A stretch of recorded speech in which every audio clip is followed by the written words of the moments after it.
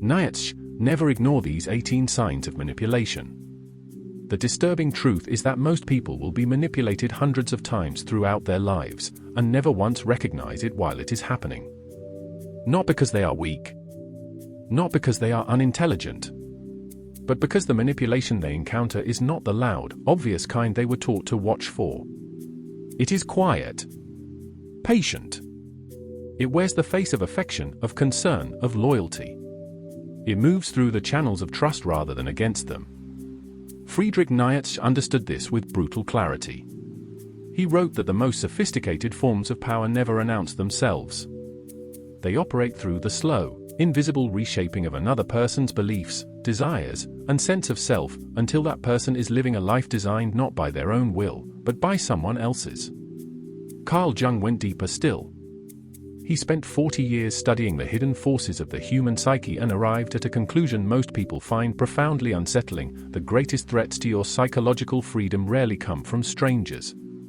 They come from inside your circle. From people who have been given access to your inner world, and who use that access not to know you, but to control you. Together, these two men mapped something that most people spend a lifetime being victimized by without ever understanding. That changes today. These are the 18 signs that someone is quietly manipulating you, drawn from depth psychology, Stoic philosophy, and the darkest, most honest truths about human nature. Some you will recognize immediately. Others will reframe relationships you thought you understood completely. All of them, once seen, cannot be unseen. The 18 signs. They make you feel guilty for having needs. This is where it always begins. So gently that most people never identify it as manipulation at all. Over time, the manipulator creates an atmosphere in which your legitimate needs, for honesty, consistency, respect, are subtly reframed as burdens. You ask for reassurance and it arrives with a sigh. You express discomfort and receive a reminder of how difficult you can be. You set a boundary and it becomes a long conversation about your inflexibility. You never get told directly to need less. You simply begin to. Quietly. Gradually. Without realizing you have been trained. Jung called this an attack on the feeling function, the internal compass that tells you what you value and when something is wrong. Damage it, and a person becomes effortlessly manageable. You are not too much. But you are with the wrong person if your needs consistently make you feel that way. They use humor to deliver cruelty. A cutting observation about your appearance, your choices, your background, wrapped in a joke, lands with full force but arrives with a built-in defense. React, and you are too sensitive. Stay silent, and the wound remains. The manipulator's humor is often genuinely funny. That is what makes it so difficult to confront. But watch the pattern over time. Does the laughter make you feel included, or slightly less than? Does it invite you to laugh with someone who loves you, or at yourself for the entertainment of someone who needs you slightly diminished? Nietzsche wrote that laughter can be a vehicle for cruelty, visible only to those in whom cruelty is absent. The weapon works precisely because you hesitate to name it. There is a difference between someone who laughs with you and someone who laughs at you while smiling. Your nervous system knows the difference, even when your mind is still making excuses. They create urgency to bypass your judgment. The manipulator fears your calm deliberation more than anything else. Given enough time and space, you might see clearly. So they eliminate both. Decisions must be made immediately. Your hesitation is reframed as indecision, lack of commitment, proof that you don't care enough. Pressure fills the space where your reflection should be. Epictetus taught that the gap between stimulus and response is where human freedom lives. The manipulator's entire strategy depends on collapsing that gap. Asterisk, if you loved me, you wouldn't need to think about it. That sentence is not love. It is a trap. Legitimate requests can survive your deliberation. Manipulation cannot. That is precisely why it always requires your speed. They triangulate to create insecurity. Triangulation is the introduction of a third party, real or implied, into a two-person dynamic for the purpose of manufacturing jealousy, competition, or inadequacy. My ex never had a problem with this. Everyone I've talked to agrees with me. Someone mentioned they'd noticed the same thing about you. The third party may be a person, a group, or simply the implication that others exist who would need less, give more, feel less. The effect is immediate. Your focus shifts from what is actually true to how you compare.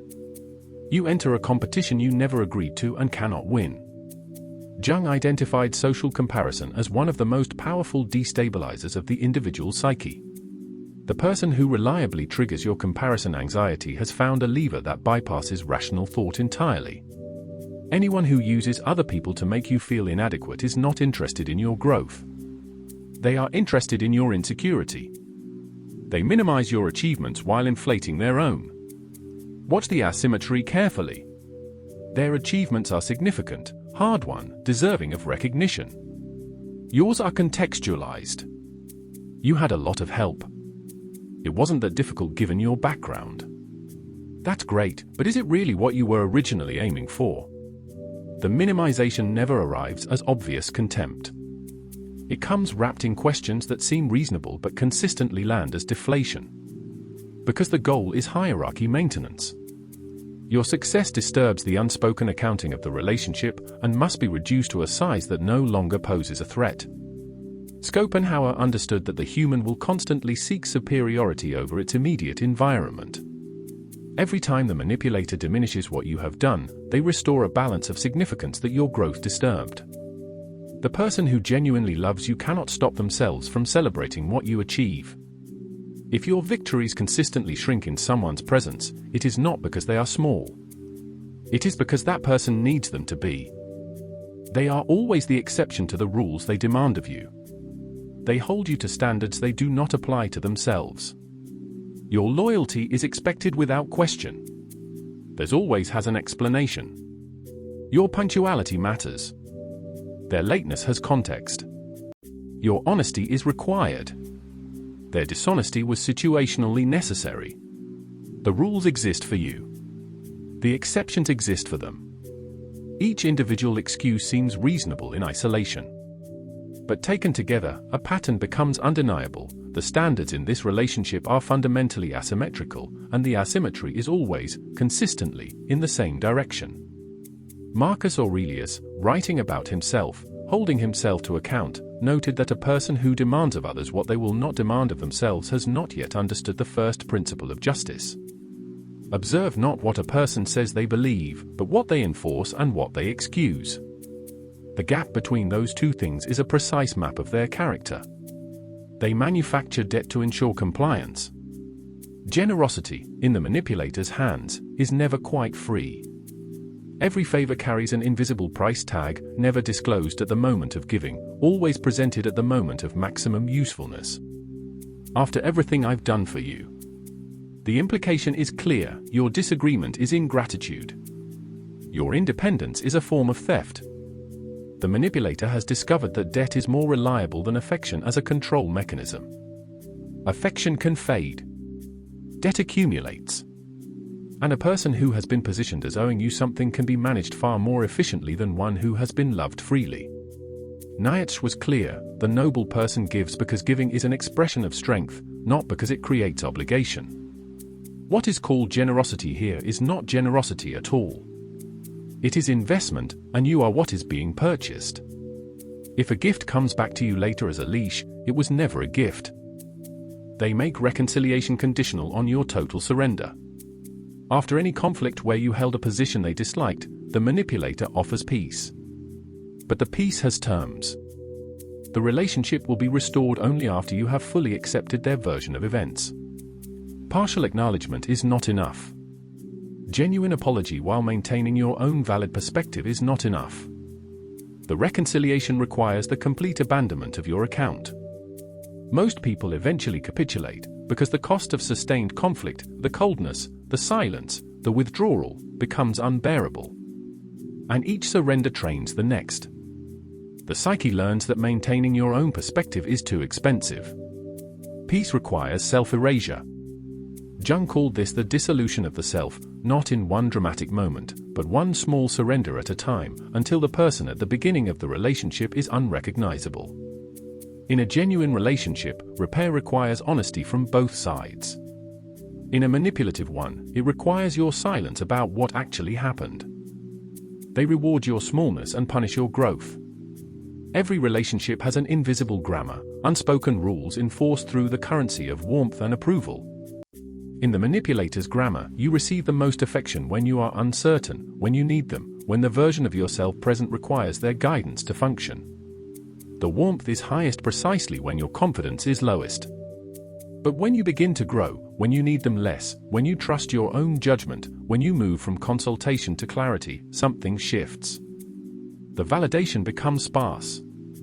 The version of you that is thriving receives less love than the version that was struggling. The Stoics called the rational, autonomous mind the hegemonikon, the ruling faculty. The manipulator's deepest goal is to weaken yours. Because a person with an intact ruling faculty is essentially unmanageable. Anyone who loves you most when you need them and least when you don't does not love you. They love having access to you. They deny saying things you clearly remember. The manipulator does not simply recall events differently. They deny, with confidence, with sincerity, sometimes with visible offense, that specific conversations took place, that specific promises were made, that specific things were said. And they frame your memory not as a difference of recollection, but as evidence of a flaw in your perception. Over time, you stop trusting yourself. Not just with them, with everyone. The person who was supposed to be your closest witness has convinced you that your own testimony cannot be relied upon. Jung called this the colonization of the inner world. When you can no longer trust your account of your own experience, you have lost the most fundamental territory there is. Write things down. Not to build a case, but to protect your relationship with your own truth. Your experience is real. Your memory is data. Anyone who consistently works to make you doubt both is not confused about what happened. They are afraid of what you remember. They treat your boundaries as personal attacks. You name something you are no longer willing to accept. This is a reasonable, adult act, the behavior of a person who respects themselves. The manipulator receives it as a declaration of war. Not always loudly. Sometimes it is a cold withdrawal that communicates that your limit has caused injury.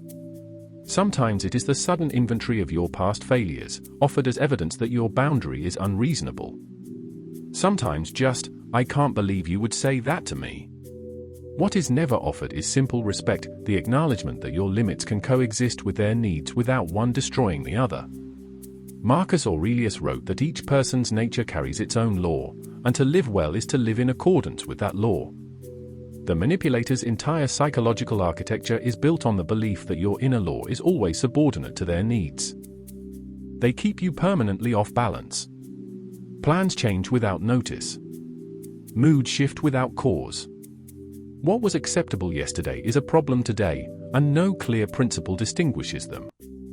You become hypervigilant, always scanning, always slightly braced, always spending energy monitoring the atmosphere rather than living freely inside it. This is not accidental, even when it is unconscious. A person who is perpetually off balance cannot think clearly, cannot trust themselves, cannot leave. Nietzsche described the free spirit as someone who has found their own foundation, who does not require the external world to be orderly in order to remain internally stable. That foundation is your protection. The more grounded you become in yourself, the less effective the manufactured chaos can be. An environment that keeps you perpetually anxious and scanning is not a relationship. It is a hostage situation with comfortable furniture. They claim to know your intentions better than you do. You explain your motivation clearly and honestly. And they tell you, with complete certainty, that you are wrong about yourself.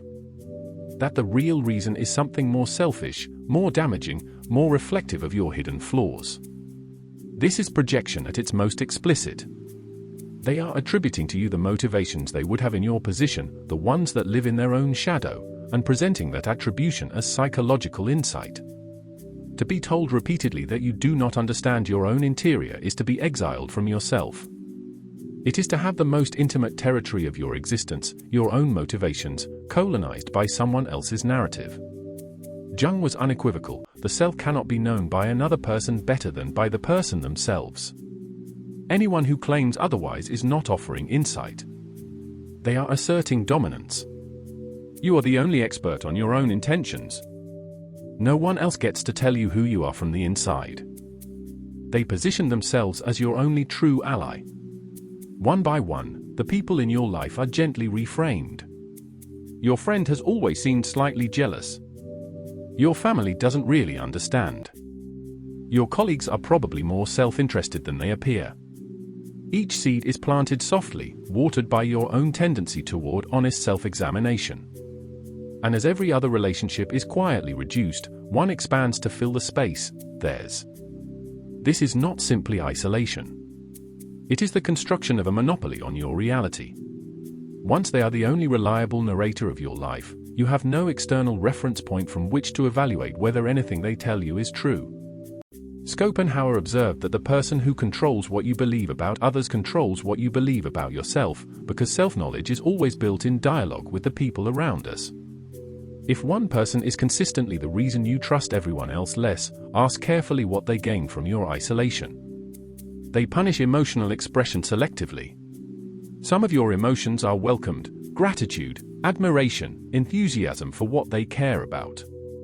Others, frustration directed at them, grief that requires their attention, anger that holds them accountable, are met with irritation, withdrawal, or a calm analysis of why your feeling is disproportionate. Over time, you learn. Not consciously, in the body. You learn which emotions are safe and which are expensive.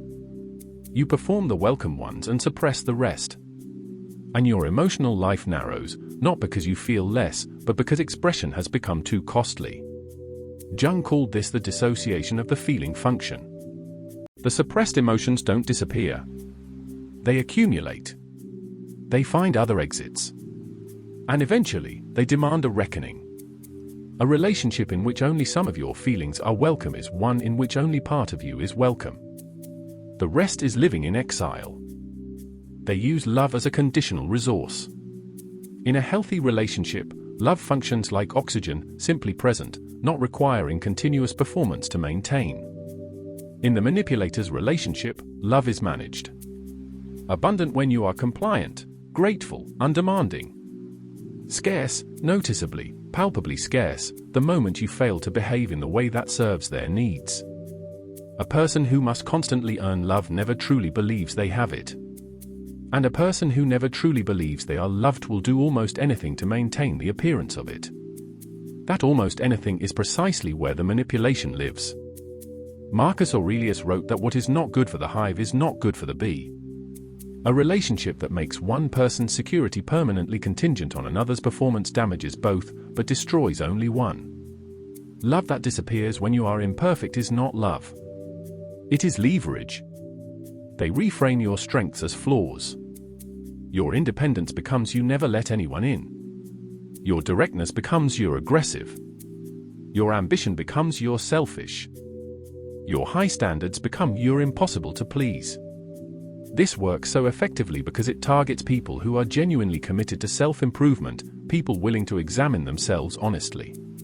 You cannot immediately distinguish between real feedback from someone who knows you well and the strategic neutralization of a quality that threatens someone who needs you smaller. The distinction reveals itself over time. Genuine feedback produces growth. It challenges you and ultimately leaves you more capable. Strategic reframing produces only doubt. It leaves you less willing to be fully yourself in the world. Nietzsche called the suppression of genuine human power a crime against nature. What is most powerful in you is the greatest threat to their control. Something in you has always known. This final sign is not something you observe in the other person. It is something you observe in yourself. In almost every person who has been manipulated, there is a moment they can identify in retrospect, often very early, when something small and quiet registered that something was not right. A response that was slightly off. A story that didn't quite add up. A feeling that arose and was immediately explained away, dismissed as oversensitivity, silenced by the louder voice of wanting the relationship to be what it appeared to be.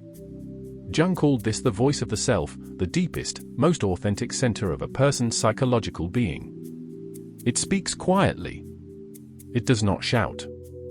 And it is almost always right. The manipulator's power depends entirely on your willingness to silence that voice. To choose the comfortable interpretation over the accurate one. Your discomfort is data. Your unease is information. The most important relationship in your life is the one you have with your own perception. Protect it. And never, for anyone, agree to silence it again. The psychology behind this. Why do people manipulate? Rarely out of malice. That would be simpler, easier to identify, easier to defend against. The truth is more uncomfortable. Most manipulators are deeply wounded people who learned, early, that direct need was dangerous. That asking openly for love, for security, for validation produced rejection, punishment, or abandonment. So the psyche adapted. It found indirect routes to the same destinations, routes that didn't require vulnerability, that kept control in the hands of the person who had learned that losing control meant losing everything. Every sign in this video is a defense mechanism that became a weapon. A survival strategy that outlived the environment it was designed for, now deployed against the people closest to them. This does not excuse the harm. It does not mean you should stay.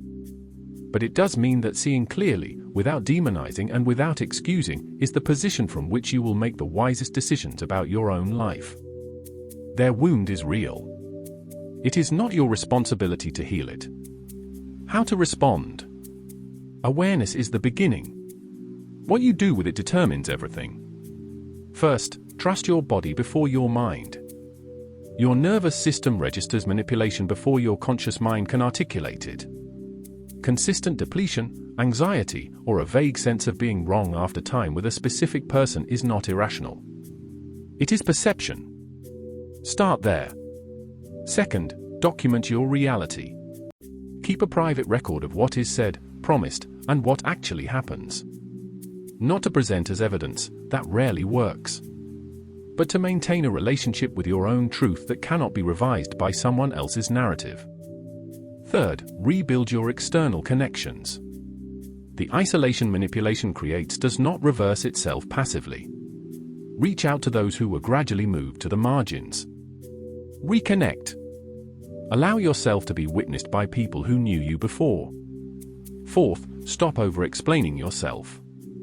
Every explanation offers more material, more access, more leverage. State what is true simply and once. Observe what is done with it. The response will tell you everything you need to know. Fifth, make your growth non-negotiable. The manipulator cannot maintain their hold on a person who is genuinely, stubbornly, actively becoming. Whatever the relationship ultimately becomes, commit to your own development as something no one else's approval can touch.